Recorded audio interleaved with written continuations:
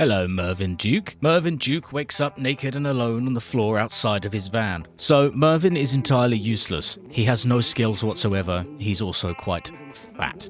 He's also wearing nothing but a lovely pair of long pink socks, which I think tells you everything you need to know.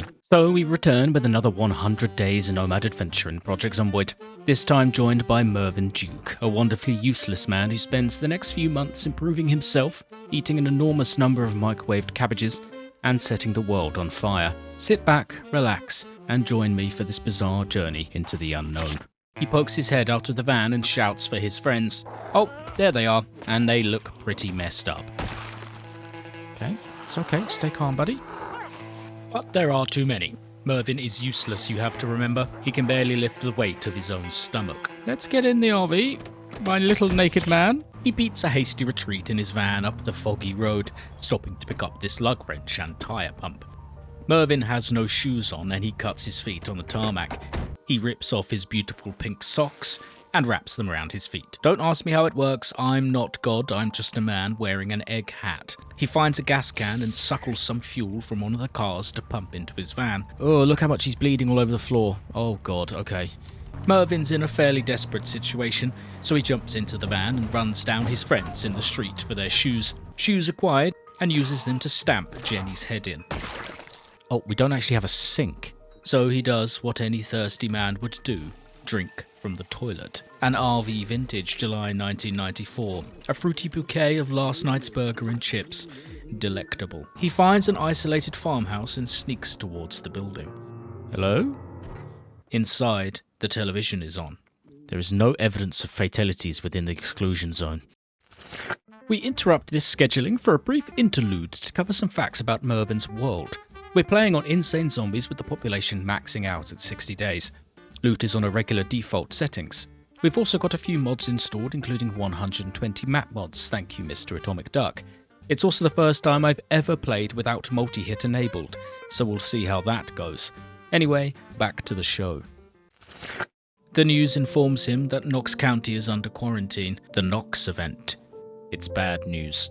Mindy, if you find this note, we've headed out. The TV is telling us to head to the quarantine zone. We don't know what's happening. Stay safe. Find us there to the north. We'll be waiting. We took the car and left everything else. Obviously, the people who lived here aren't coming back, so Mervin helps himself to a fanny pack he finds in a cupboard and washes himself in their toilet. Not the bath or the sink, but the toilet. He even cooks up some of their leftover soup and does sit-ups in the kitchen. After soup and sit-ups, Mervin must rest because he is too rotund. And after a short nap, he hops behind the wheel of his van, his trusty old dash, and finds another car crash, and one of the cars has a note in the dash. That's a lot of ash. Folks were acting funny today at the market, something felt off. One fella was stumbling and moaning, much drunker than anyone should be at 8 AM. Something in the air. I can feel it. He watches a fishing show in the back of the van, why not, and stumbles across this building full of tinfoil hat-wearing conspiracy freaks.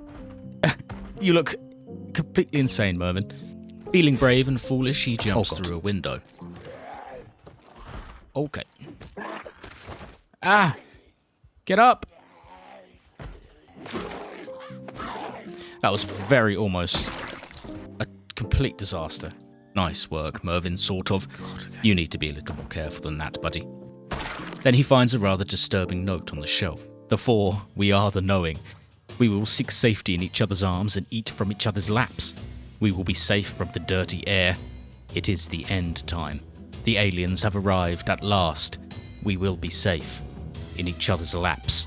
Didn't really go to plan, did it, folks? One of you was clearly bitten. Didn't tell the others. Thanks for your food, though. Alongside the note, he also finds a map of a town called Home Pie, which appears to be just up the road. That's the goal for the next few days. To be honest, Mervin doesn't know this area too well. He'd just been visiting some friends for a rave along the Ohio River. Sometime in the night, he crawled back to his van and fell asleep. In the morning, well, you've already seen. Chaos.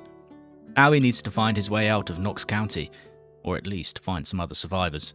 Maybe at the quarantine zone? Let's find out. He reads, he slurps from the old soup, and he sleeps.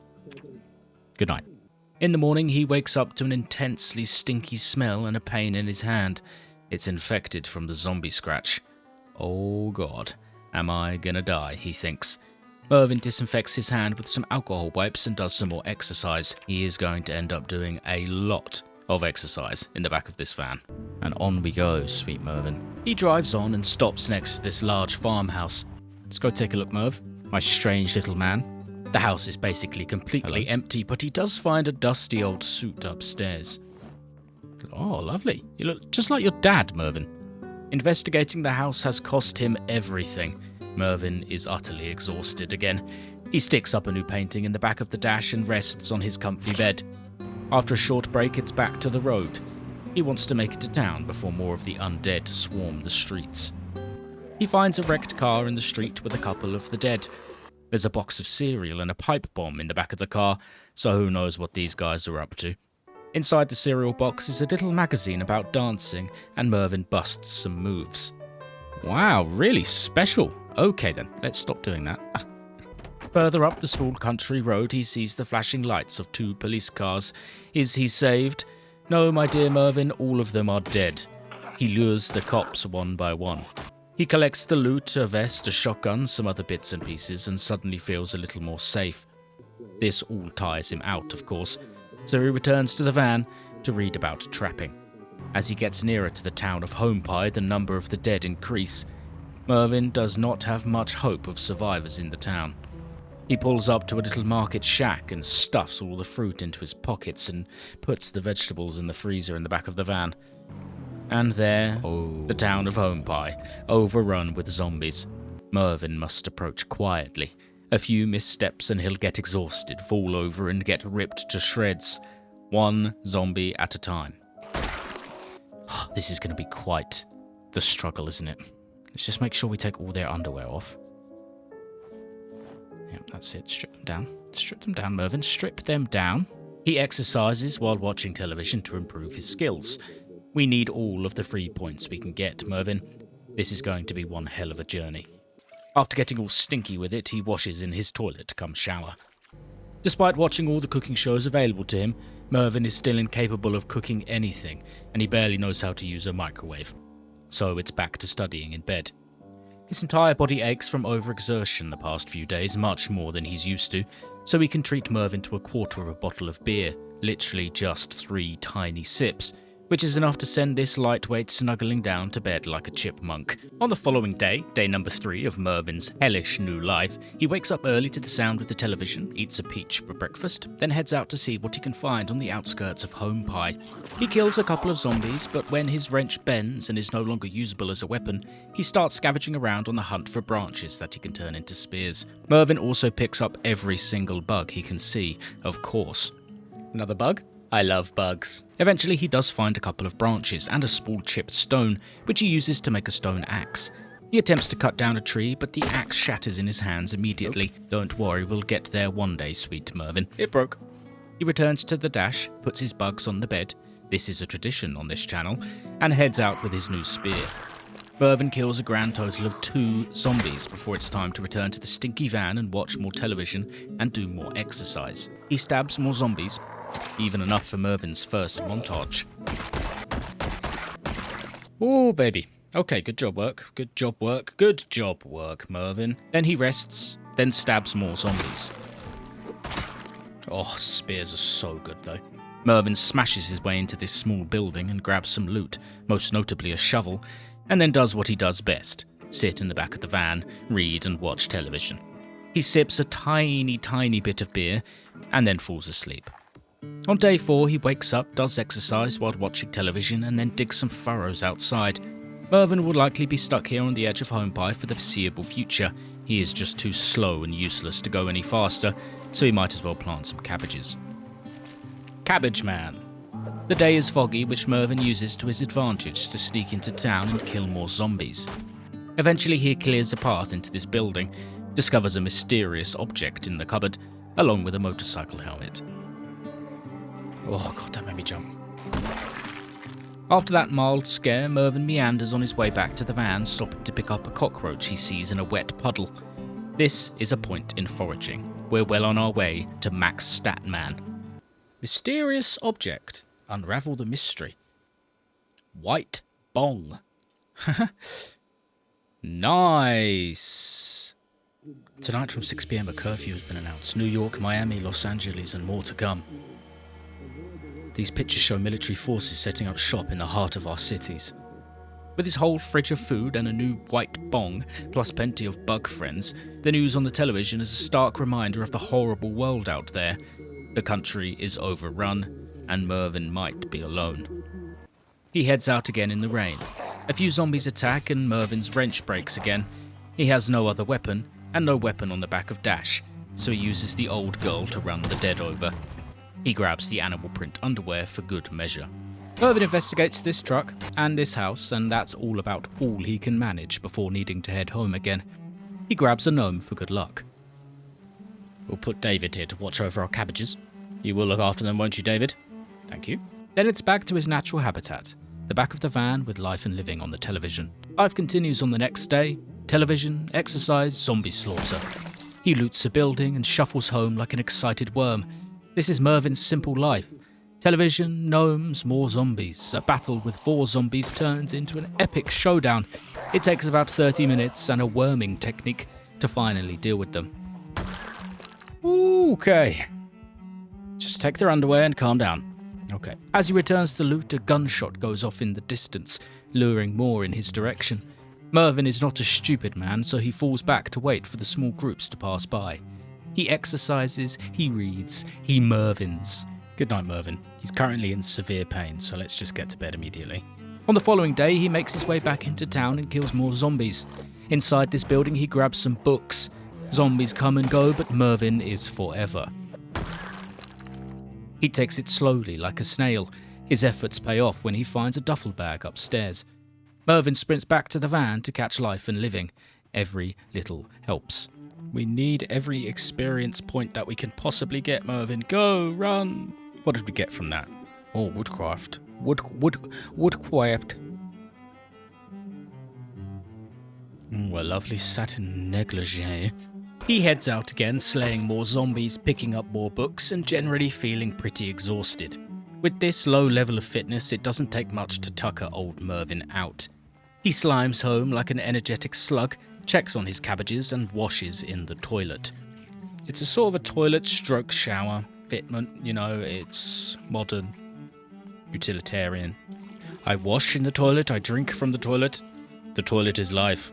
On the next day, he eats beans, gets scared by this group up the road, and tries to force his way into this building. Of course, Mervin is weak like a baby, so he has to break his way in. He loots, but there isn't much to report on, and then he weaves his way back to the van like a sleepy dragonfly. Back at the van, he unravels a suspicious object. It's an old stick of the wacky backy. Mervin doesn't usually partake, but it's the apocalypse. He puts it on his bed for later. He does more exercise. We will transform this man into a walking sculpture. Then he ventures out to wander up a street. There's this large building type thing here, but Mervin doesn't get very far because he begins to feel sleepy again. He washes in his toilet and then changes into this gorgeous satin negligee to do more exercise in. There's a much nicer breeze. A helicopter roars overhead, but he stays in his van and watches television. Imagine what the helicopter might have seen. Our Mervin in his pink negligee, tending a small field of cabbages in the rain. He reads, sips on some red wine to settle his pain, and then lies down after a largely sleepy, unproductive day. Good morning, my friend. Exercise, zombie killing, and ripping cigarettes into shreds for the sweet tobacco inside. A little further on, he spies a zombie with an axe wedged in its back.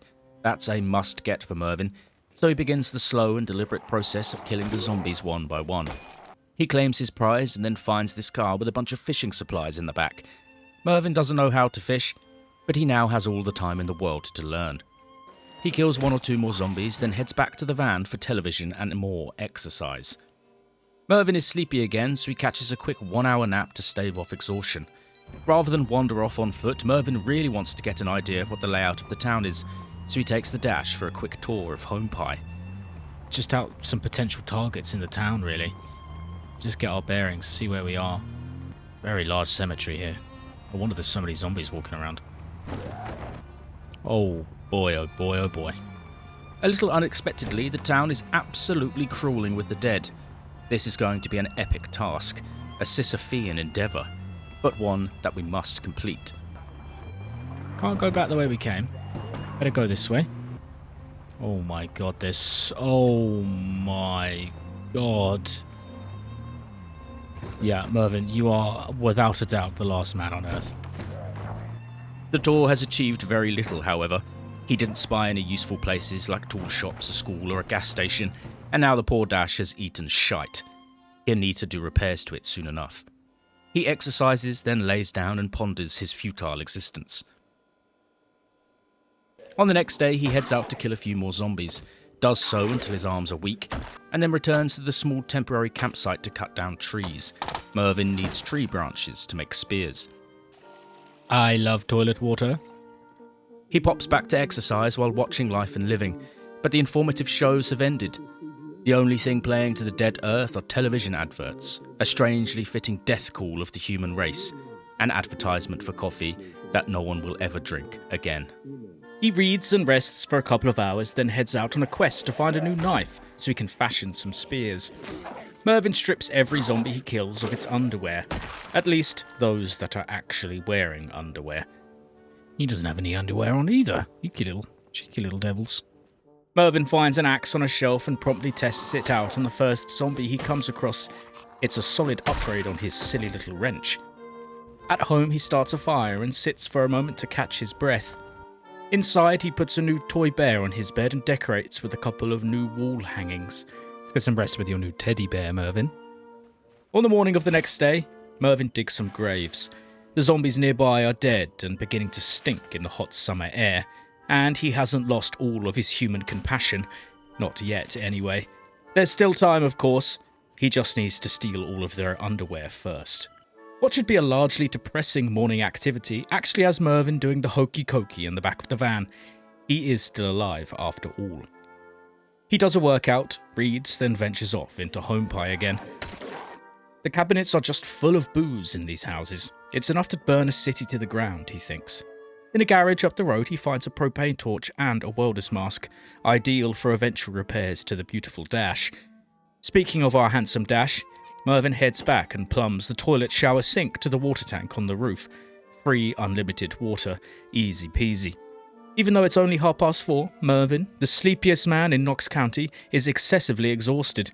He reads for the rest of the day. In the morning, he does exercise and almost passes out from severe heat stroke.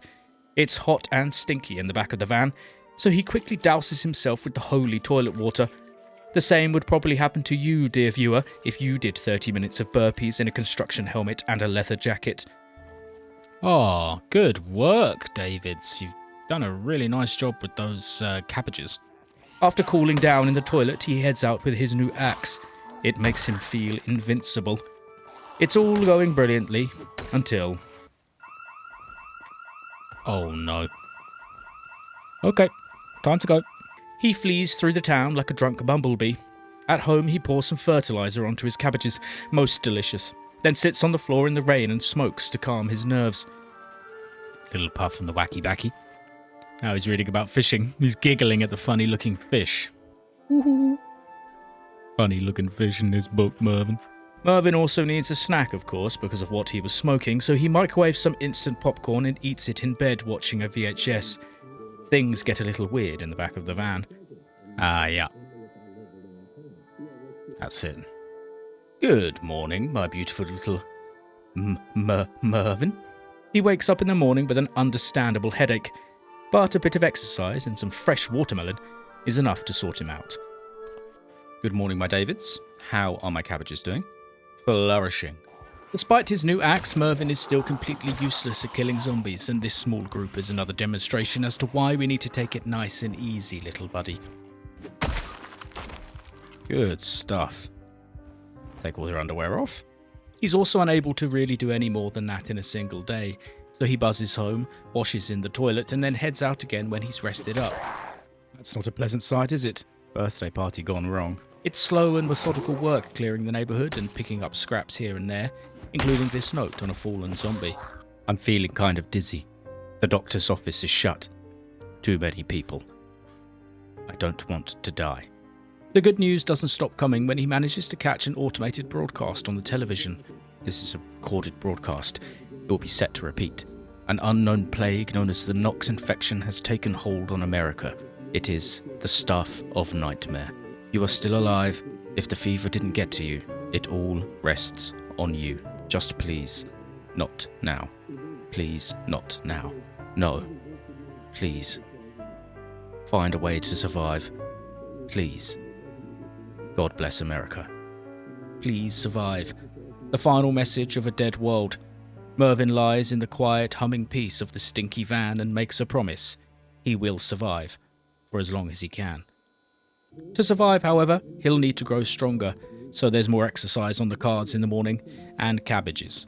Cabbages are always on the cards for Mervin. Just do the rain dance with the Davids. Oh, thank you heavens for this sweet rain. That's right, guys, yeah. He'll also need to eventually fix up the dash, and then find a better vehicle to live in. This car park is next on his list of targets for that very reason. But first he must rest. Again. He whizzes home and after he's rested, decides that to preserve some energy he can probably take the dash a little closer now, as he's killed most of the zombies on the perimeter. Lovely pile of underwear there. I want to get to this fire van because my axe is about to break and I assume they'll have another one in the back. No, they don't. Mervin investigates a few of the cars, picking up bits of loot here and there, and investigates this mysterious building. He can hear the zombies mumbling and groaning inside. He has no idea what the building is, and he can't open the door right now. He'll have to come back. There's a military truck, but it's largely empty, just a few bullets in the back. He does, however, find this stocked-out car with a baseball bat and a few explosives in the boot. Very nice. In an attempt to sneak past the zombies, he tries to climb this fence, but he is oh so very, very weak. And he's tired, so he just takes the dash back to his cabbages. I'm returning to my cabbages. It's just like bits of underwear just lying around in the road. Nice. Have a little nibble of some cheese before you go to bed. You know what they say about cheese, it gives you nightmares, and Mervin loves nightmares. You're in one. His mornings now follow the same pattern. Exercise, then reading, to rest before heading out. It's time to test his new spiked baseball bat. It hits hard and heavy.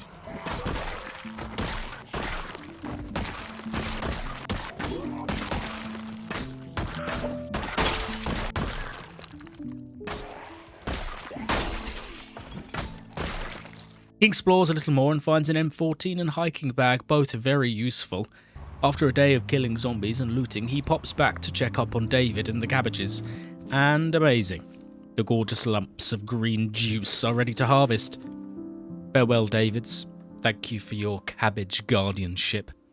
Best of luck out there. With the cabbages harvested, it's likely time to move on, so Mervin says his farewell to the Davids. Drop them all on the floor. Oh. That's a lot of cabbages, Mervin. There are literally 100 cabbages that Mervin now has to deal with. After laying down the carpet of cabbages, he stands in the pile and smokes. This is the dream. In the morning, he eats a cabbage directly from the floor of the van. That's it, Mervin. He fills in the graves and hops in. Let's see what waits for us over the next horizon. He stops in the large car park to install and reinstall a bunch of batteries in the cars to make a start on his mechanics skill.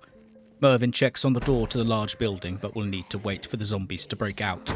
He installs the new battery in the dash, then comes back when they've bashed through. He pokes his head inside, but there's not much here. Nothing. Completely uninteresting.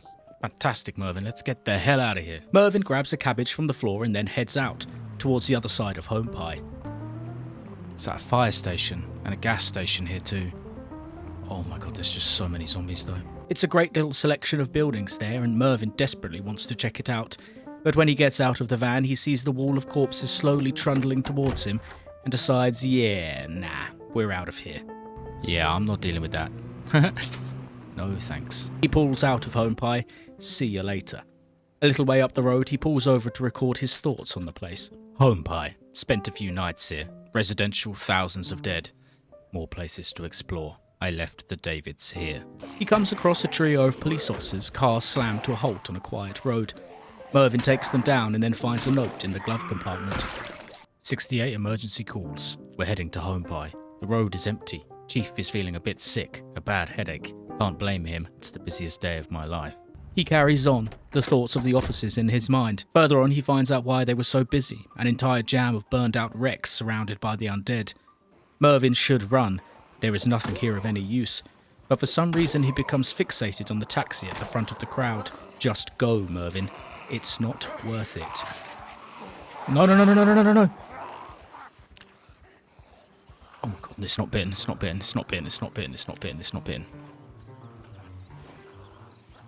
Okay. Oh my god. It's not a bite. Get out of here. Blood pouring from his arms. From chaos comes redemption. Mervin is not bitten, he is still alive. And now he's found something really amazing. Oh god, that was too close. Too close, Mervin. Have a cabbage. Just have a shower in the toilet, my love. Lie down. Relax. Go to bed. Wake up. Eat a cabbage from the floor. Life returns to normality. He'd just driven here in a panic, but it appears to be a massive police or fire station. The real prize, however, is one of these large freezers. At least he won't have to keep all of his cabbages on the floor anymore. It appears that this is the perfect apocalypse base. Plots for growing on the roof, traps as well, and plenty of indoor space. Only 1 or 2 inhabitants still wander its halls. He even finds a key to the storeroom, but it is unfortunately completely empty. Whoever lived here clearly left with all the good stuff already. He returns to his dash for a special treat. Lovely microwaved cabbage. My goodness me, Mervin. Well, that is just delicious, isn't it, buddy? It's difficult to leave this place, but Mervin has to hope that there are some other survivors out there. This place is a last resort. He notes it down on his map for the future. He might be back. He heads out along the road and up a dirt path, curious where it might lead. But it's just an old scrapyard and it's full of zombies. All those undead have unnerved him, so he returns to the quietness of the station. Maybe he doesn't have to leave just yet. He even prepares some food in the stocked kitchen, some fried bacon and a grilled meat patty. To top it off, he sleeps in a proper bed, in a proper room, for the first time in 2 weeks. Take your victories where you can, Mervin. You are still alive. Then it really is time to leave, and it doesn't take long before he finds a new town. Oh god, where are we now? Oh my god, there are just so many zombies. Bookshop. Oh god, that would be so good, but look how many there are. Maybe we can lure them out? Maybe? There's too many. There are a ridiculous number of zombies in this nameless town, but Mervin has a plan. Molotov cocktails. He pulls down a dirt path and gets busy in the back. One toot of the glorious honker and Mervin chucks a cocktail into the approaching crowd. He hops out and wanders into the mess, shouting his head off. Okay, this needs composure. First time doing this, Mervin, so just stay composed. The sound of sizzling zombies fills the air, a stench of burning flesh, acrid black smoke. It doesn't take long before the horde is a flaming mass of death. That's a beautiful sight, Mervin, my boy. That's a beautiful sight. Weirdly, it makes him hungry, so he pops back to the dash for a lovely microwaved cabbage. Slightly warm, slightly moist. He spends the afternoon leading the horde around, shouting, "I'm Mervin Duke," at the top of his lungs. He feeds them through the falafel shop, an inferno of roasting zombies and falafel. Delicious. Somehow he scratched his leg, probably hopping over a fence, so he quickly bandages up and hobbles off. He bashes the last zombie with his nightstick. Well then, what an excellent day's work, Mervin. We'll have to see, won't we, quite what you've achieved there. In the morning, he checks his progress. It's much clearer around the bookshop, but there are still zombies lingering around. Still far too many here for my liking. He spends the entire morning luring them. He feels like a shark circling a pod of seals. After another warm, moist, microwaved cabbage for lunch, he heads out on foot to see how it looks. Inside the falafel shop, he finds a single chocolate chip cookie on the floor that had somehow survived the fire. What a prize. The path to the bookshop is clear, but this is Project Zomboid, and it always finds a way to mess with you. Oh, you're joking me? Well, at least they'll all be in one place. That place just happens to be exactly where I want to go. Fortunately, it's not too bad. He seems to have already lured most of the undead from the area with the glorious honker. He clears out a few stragglers, then a fierce summer storm rolls in and he returns to the comfort of the dash. Okay. Help yourself to some toilet water, buddy. And do some exercise. Mervin steps out into the rain to smell the petrichor and smoke, but it makes him feel a bit sick. He goes to bed. On the next day, he pulls the van up to the shop and starts pulling all the books off the shelves. So begins this phase of Mervin's life where he does nothing but eat microwave cabbage and read books in the back of the van. Mervin's next few days are idyllic, if a little strange. He reads, he sleeps, eats cabbages, disassembles the bookcases, eats cabbages, sleeps, eats cabbages, pulls books off the shelves, sleeps, and decides to give himself a new look. He was starting to look a little rugged, shaving with a knife. Nice, Mervin, that is badass. He reads while eating cabbages. Just imagine what this van smells like. Mervin has eaten 3 cabbages this morning. He's only been awake for 2 hours. 3 cabbages, a TV dinner, a can of evaporated milk, a can of carrots, tortilla chips. Ugh. I have to say, Mervin, that is an atrocious haircut. And reads while not eating cabbages. He smokes because he's losing his mind. Should cheer you up a little bit. It's made him hungry. You know what every hungry man deserves? A frozen cabbage slowly defrosted in a microwave. Isn't that delicious? Isn't that everything you ever wanted, Mervin? Then he reads and sleeps. Good night, Mervin. Wake up, have a cabbage, in the microwave. He decides he should probably take a bookcase into the van, so he does. It's pretty cozy inside, and he loves the smell of books. Disassembly, toilet, cabbages, disassembly. Morning exercise, reading, cabbages, more reading, disassembly. Toilet water, cabbages. Mervin is an agent of chaos, total destruction, books everywhere, a testament to the human ability to act recklessly when not being observed. He is totally alone. Why not leave the books strewn about the place? Who else is there to read them? Cabbages, reading, sleep. And, as if broken out of a spell, Mervin ventures further than 1 foot from the van door and investigates this other shop. It's full of farming supplies with enough seeds to feed a village, as well as a snazzy new jacket. He says hello to the neighbours and promptly bashes their heads in. There isn't much here but some fresh food in the fridge. He takes a look in the shoe shop. Don't know what I was expecting. It's mostly shoes. Not much else to report on here. He just reads before bed. Mervin spends the next morning and afternoon looting homes. Again, not much to report on. He makes slow and steady progress up the street. His axe is his new best friend. He doesn't forget the most important thing, of course. Collect their underwear. Up ahead he spies a gas station and a large cornfield. It only gives him one idea. Okay, tomorrow I think, Mervin, we burn the world to the ground. Again. But first we better relax. Give yourself a little shower. Have a lovely cabbage as a pre-sleep snack. It's good to be back. We managed to get through 25 days there with Mervin, and more episodes will release on a weekly schedule, bi-weekly schedule, something like that. And then I'll release the whole thing. If you can't be bothered to watch it in parts, you can watch the movie when it comes out. And I intend to take this man to the moon. And by the moon, I mean probably max stats and a beautiful garden full of cabbages. So I'll see you next time. Sweet eggs. And by the way, channel memberships are now open on my channel. You can come and hang out and chat and answer polls and decide what's next, as well as get some sneak peeks for upcoming content. If that sounds good, I'll see you there. Bye-bye.